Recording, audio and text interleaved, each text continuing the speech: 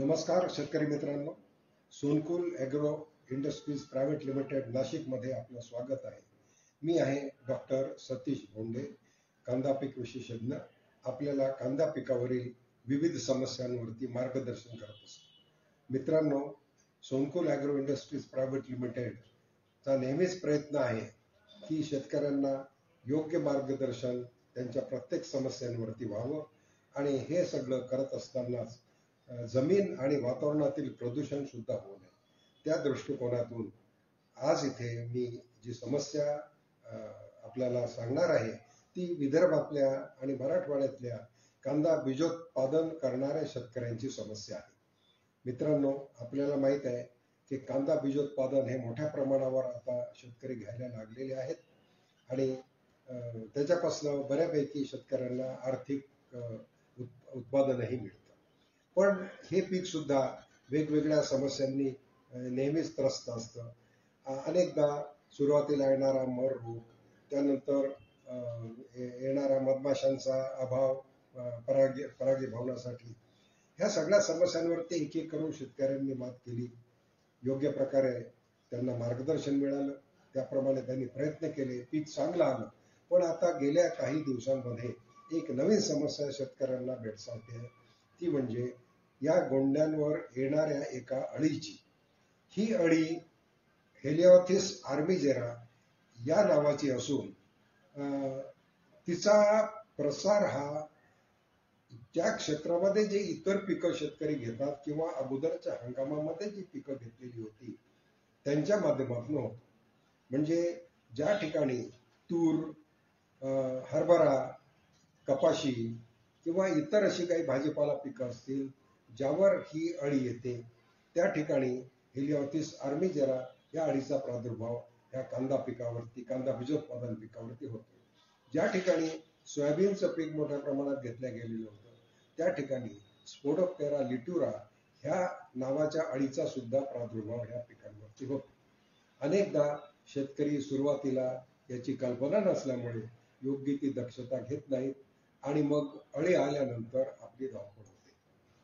अळीच्या सुद्धा वेगवेगळ्या अवस्था असतात. अगदी सुरुवातीला जर आपण योग्य नियंत्रण केलं तर निश्चितपणे त्याचं पुढे होणारं संभाव्य नुकसान कमी होतं. पण अनेक शेतकरी सुरुवातीला लक्ष देत नाहीत, आणि तोपर्यंत अळीची पुढची अवस्था निर्माण झाली की मग मात्र मोठ्या प्रमाणात नुकसान होतं, आणि अळीचं नियंत्रण करणं सुद्धा आपल्याला कठीण होतं. तर मित्रांनो, या अळीच्या नियंत्रणासाठी किंवा व्यवस्थापनासाठी आपण नेमकं काय काय केलं पाहिजे ह्याच्याविषयी मी काही महत्वाचे मुद्दे तुम्हाला आज सांगणार आहे. सर्वप्रथम आपल्याला आपल्या पिकामध्ये जेव्हा आपण कांद्याचं पीक लावतो तेव्हा त्याला स्प्राउटिंग किंवा मोड येतात. मोड आल्यानंतर थोडीशी पिकाची वाढ झाली की त्याच वेळी आपल्याला शेतामध्ये एकरी 7 ते 8 याप्रमाणे HA ल्युर्स म्हणजे हेलिओथिस आर्मिजेराच्या आणि SL ल्युर्स म्हणजे स्पोडोप्टेरा लिट्युराच्या ह्या किडींचे जे वयस्क असतात त्यांना आकर्षित करून पुढच्या पिढीचा बंदोबस्त करण्यासाठी आपल्याला कामगंध सापळे लावावे लागतात. हे कामगंध सापळे सोनकुल ॲग्रो इंडस्ट्रीजनी आपल्याला उपलब्ध करून दिलेले आहेत. त्याचा निश्चितपणे आपण वापर करावा. यामुळे काय होईल की नर पतंग त्याच्यामध्ये अडकल्यामुळे, नर आणि मादीचं मिलन न झाल्यामुळे पुढे त्यांची जी अंडे देण्याची जी क्रिया असते तिला खंड बसेल, आणि मग पुढे अंडेच न झाल्यामुळे त्यांची पिढी हळूहळू नष्ट होईल, आणि आपलं पीक ह्या किडीच्या अळी अवस्था जे ऍक्च्युअल तेव्हा खऱ्या अर्थाने पिकाला नुकसान करणारी असते त्याच्यापासून आपला बचाव होईल. आता हे झाल्या सुरुवातीच्या. पण त्यानंतर सुद्धा काही शेतकऱ्यांना असं आढळलं की त्यांनी हे ट्रॅप्स वापरलेले नाहीत आणि अळी दिसायला लागली. अशा वेळी आपल्या पिकाचं आपण नियमितपणे निरीक्षण केलं पाहिजे, आणि जर अशी अळी आपल्याला दिसून आली सुरुवातीला तर त्या काही अळ्या वेचून सुद्धा टाकता येतात. पण जास्त प्रमाणात क्षेत्र असेल तर वेचणं हे शक्य नसतं. ते वेळेच्या एका बंधनामुळे सुद्धा होत नाही आणि आर्थिकदृष्ट्या सुद्धा परवडत नाही. मग अशा वेळी आपल्याला चांगले पर्याय आहेत ते म्हणजे HNPV आणि SNPV ह्या ज्या विषाणूजन्य कीटकनाशक आहेत, जैविक कीटकनाशक आहेत, त्यांची फवारणी करायची. याचा फक्त 100 मिली प्रति एकर एवढाच डोस आहे, आणि एका एकरला लागणाऱ्या पाण्यामध्ये हे HNPV किंवा SNPV ज्या पद्धतीची किडी आपल्याकडे असेल त्याप्रमाणे आपण याची फवारणी करायची आहे. किडीच्या सुरुवातीच्या अवस्थेमध्ये ही फवारणी केली तर लहान ज्या अळ्या असतात त्या ताबडतोब आपल्याला दिसतात की 2 दिवसानंतर त्या मेलेल्या अळ्या ह्या लटकलेल्या तिथे आपल्याला दिसतील, त्या मरतात आणि नंतर त्या नष्ट होतात. त्याच्यामुळे पुढचं आपलं संभाव्य नुकसान टाळतं. आता मित्रांनो, एक आणखीन आपल्याला सांगायचं इथे आहे की ह्या अळ्या ओळखायच्या कशा, म्हणजे आपल्याला HNPV ची फवारणी करायची की SNPV ची फवारणी करायची. तर SNPV म्हणजे HNPV म्हणजे जी हेलिओथिस आर्मिजेरा आहे, त्याला आपण लष्करी अळी सुद्धा म्हणतो. याच्या अळ्या हिरवट रंगाच्या असतात आणि याच्या अळ्यांवरती पूर्ण उभे असे काळपट पट्टे आपल्याला दिसतील.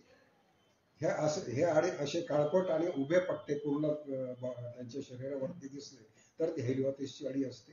आणि जर स्फोटकटण्याच्या अळ्या असतील तर त्या अळ्या काळपट हिरवट रंगाच्या असतात आणि त्याच्या पोटांवरती असे आडवे आपल्याला बँड किंवा अशा पट्ट्या दिसतात. पोटाचा जो भाग असतो त्यांचा अळीचा, त्या ठिकाणी आडवे, हे त्यांचे सर्वसाधारण लक्षण आहेत. आणि अशी अळी दिसली तर आपल्याला SNPV चा वापर करावा लागेल. आता हा वापर करताना आपल्याला काय काळजी घ्यायची हे सुद्धा महत्वाचं आहे. तर ही फवारणी आपल्याला शक्यतो सकाळच्या वेळी किंवा संध्याकाळच्या वेळी करायची आहे. ही फवारणी करताना त्या ठिकाणी कुठल्याही प्रकारचं आपल्याला इतर कीटकनाशक त्याच्यामध्ये वापरण्याची गरज नाही किंवा वापरू नये. त्याचप्रमाणे ही फवारणी करताना पिकामध्ये आवश्यक तो ओलावा असला पाहिजे, म्हणजे पिकावरती जी अळी आहे ती ऍक्टिव्ह अवस्थेमध्ये तिथे आपल्याला असल्यास, कारण हे जे विषाणूजन्य कीटकनाशक आहेत ती डायरेक्ट अळीवरती काम करतात. त्याच्यामुळे ही काळजी घेणं सुद्धा आपल्याला आवश्यक आहे. मित्रांनो, दुसरी एक सगळ्यात महत्वाची समस्या जी येते ते म्हणजे यावेळेला पीक हे फुलोरा अवस्थेमध्ये आहे.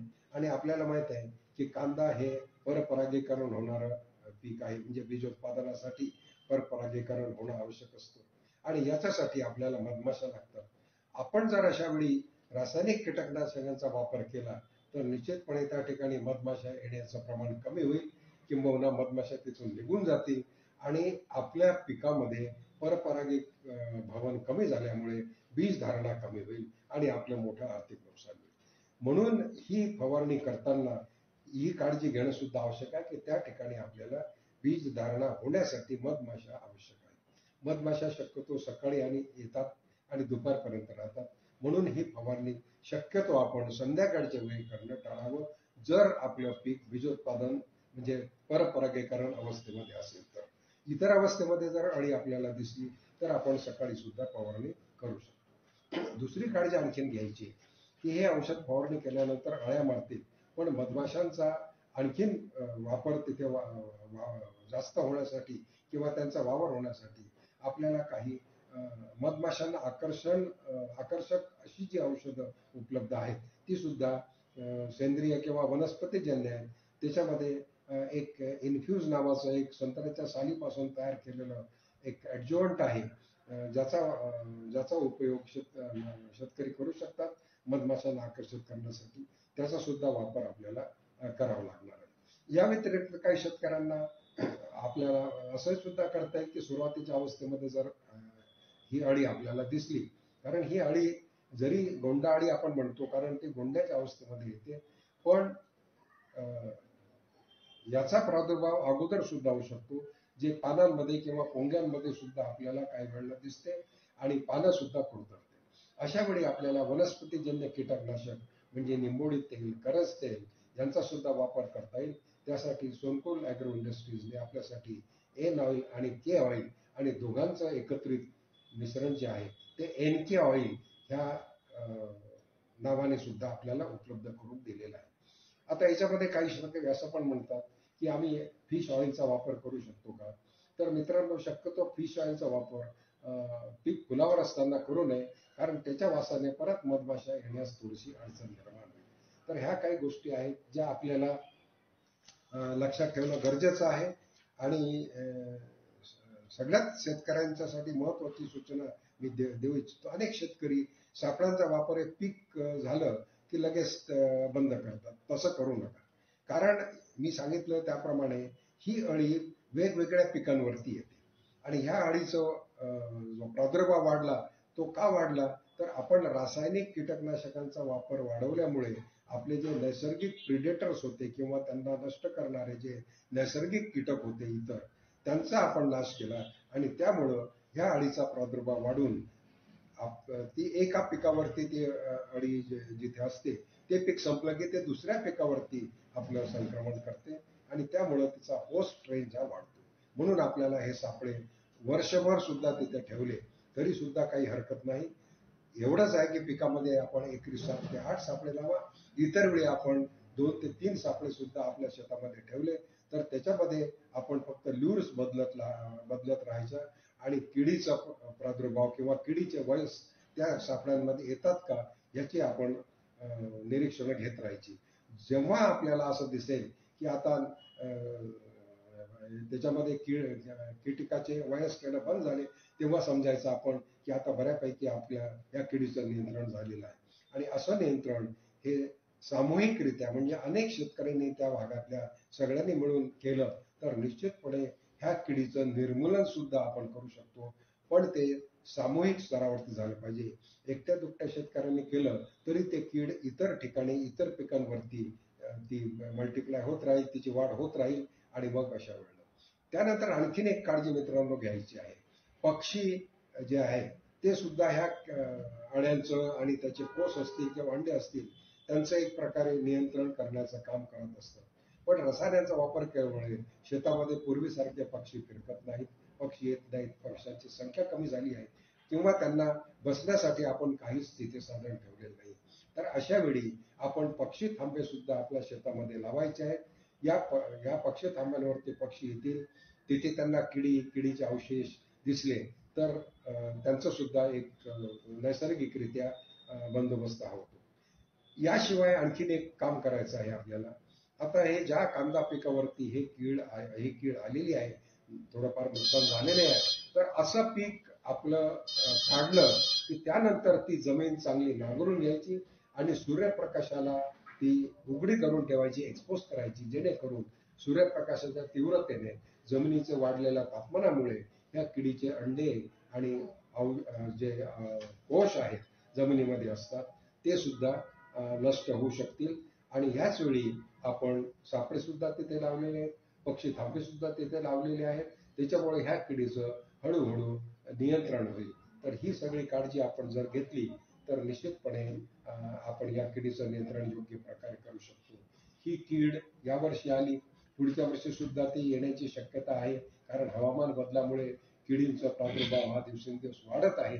म्हणून आपल्याला ह्या काळज्या सगळ्या मी सांगितलेल्या आहेत त्या घेणं गरजेचं आहे.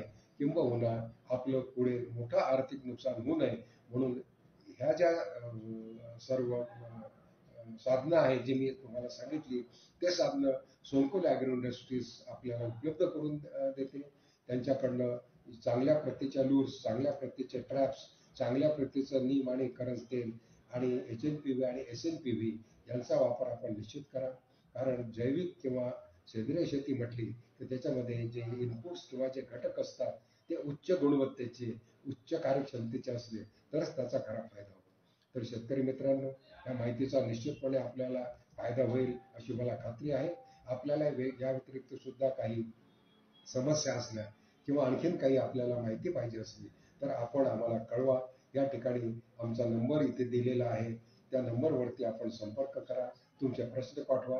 आमच्याकडनं अशाच प्रकारचे व्हिडिओ त्या समस्येवरती योग्य मार्गदर्शन करण्यासाठी आम्ही तयार करून आपल्यापर्यंत पोहोचू. काही शेतकऱ्यांना मला वैयक्तिक संपर्क करायचा असला तर माझा नंबर सुद्धा मी या ठिकाणी दिलेला आहे. ते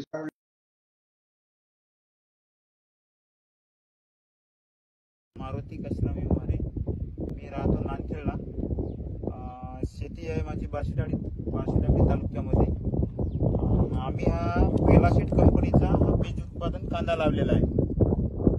हा कांदा आमच्याकडे 3-4 वर्षापासून आम्ही सतत यांचं उत्पन्न घेत आहोत. यावर्षी असं झालं की पूर्ण पीक असं बहरलेलं होतं, एकदम चांगलं आलेलं होतं. पण अळीचा अटॅक एकदमच असा आला की 2 प्रकारच्या अळ्या याच्यावर आढळल्या. एक काळी होती, एक हिरवी होती. त्यामुळे आम्ही इतकं हादरलो की असं वाटलं की हातातून आता हे पीक जातंय का काय. त्यासाठी आम्ही आमच्या बेलासीड कंपनीचे जे सर आहेत, आम्ही त्या सरांना शेतामध्ये बोलावलं. त्यानंतर सर आले तर सरांनी सोनुकूल कंपनीच्या सरांशी संपर्क साधून आम्हाला काही औषधी पाठवली. त्या औषधीचे नाव HNP, SLNP अशा 2 प्रकारच्या औषधी दिल्या होत्या. त्यांनी आम्हाला सांगितलं की हे रात्री फवारा लागते. काही आम्ही अशा औषधा फवारल्या की काही दुपारी फवारल्या काही जणांना, त्यामुळे आम्हाला दुपारचे रिझल्ट आले नाहीत. पण जे रात्री फवारले त्याचे 100% रिझल्ट आले. ह्या माझ्या हातावर ज्या अशा आळ्या आहेत, ह्या आळ्या तुम्ही स्वतः पाहू शकता. ह्या अशा वाळलेल्या आळ्या आहेत. त्यानंतर सरांनी दुसरी औषध दिली, ती BT म्हणून दिली. ते सर सांगतातच आपल्याला कोणत्या कोणत्या औषधी आहेत. बीटी आणि व्हीव्हीएम. BT आणि व्हीएम यात काही प्रमाणात व्हायरस दिले, HNPV आणि SLNPV, आणि बॅसिलस थ्रुंजायसिस नावाचा एक बॅक्टेरिया दिला. त्याचे रिझल्ट इथं बऱ्यापैकी आपल्याला पाहायला मिळतात. ड्राय झालेली जी अळी आहे ही बॅसिलस थ्रुंजायसिसचा वापर केल्यामुळे मेलेली अळी आहे, आणि ही थोडीशी ओलसर आहे. तर ही एक हेलिओथिसची आहे, एक स्पोडोप्टेराची आहे. दोघं अशा ओलसर झालेल्या आहेत आणि सडल्यासारख्या झाल्या आहेत. हे व्हायरसचे रिझल्ट आहेत. त्याच्यानंतर यांना आम्ही काही ट्रॅप रिकमेंड केले मॉनिटरिंगसाठी.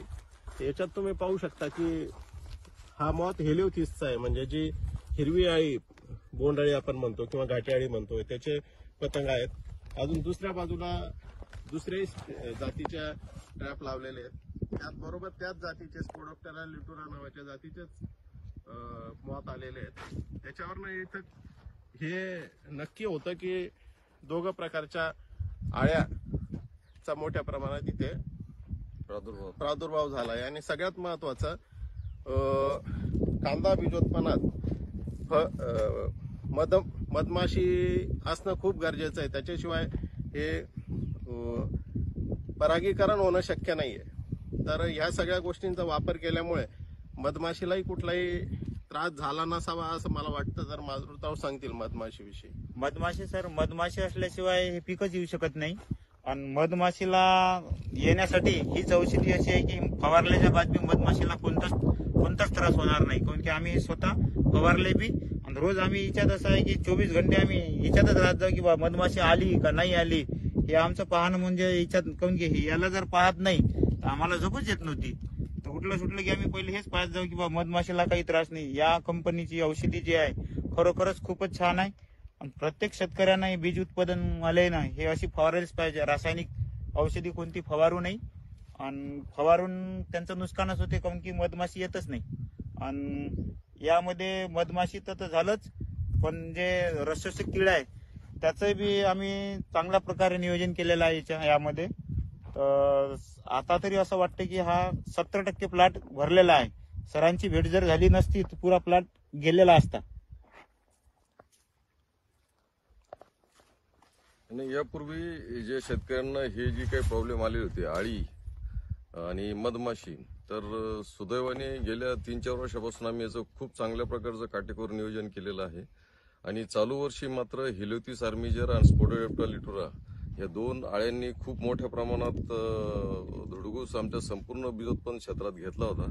परंतु सोनकुळ ॲग्रो कंपनीने आम्हाला जे HNPV, SLNPV, BT आणि VBM हे ठराविक टप्प्याने आम्ही ज्याची फवारणी केली, आणि हे दोघं प्रॉडक्ट खूप इको फ्रेंडली निघाले. मधमाशीला कुठला अपाय न होता शेतकऱ्यांची आळीपासून मुक्तता केली. त्याचबरोबर जे पॉलिनेशन आहे ते 100% सेटिंग आता बीजोत्पन्न झालेलं आहे.